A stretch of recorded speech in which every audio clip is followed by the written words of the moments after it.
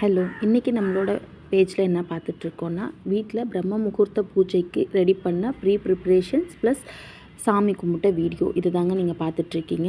நான் காமிச்சேன் பார்த்தீங்களா, அந்த மஞ்சள் அதில் வந்து மஞ்சள், புனுகு, ஜவ்வாது, பச்சை கற்பூரம், பன்னீர் போட்டு கலந்து வைங்க. இந்த நறுமணம் வந்து உங்கள் வீட்டுக்கு மகாலட்சுமி கடாட்சம் உண்டாகுங்க. அந்த வாசனைக்கு மகாலட்சுமி தாயார் நம்ம வீடை தேடி தன்னால் வருவாங்கங்க.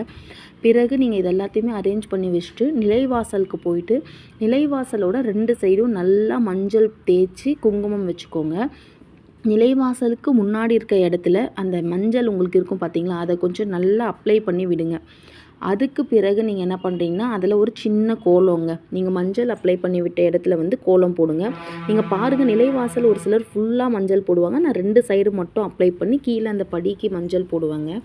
இந்த மாதிரி பண்ணி கோலம் போட்டுட்டு பிறகு நீங்கள் வந்து ஒரு விளக்கேற்றுங்க. நிலைவாசலில் விளக்கேற்றி சாமி கும்பிட்டு தாங்க நீங்கள் உள்ளார போய் விளக்கேற்றணும். நிலைவாசலில் கும்பிடும்போது தான் உங்கள் குலதெய்வம் நிலைவாசலில் தான் குடியிருப்பாங்க.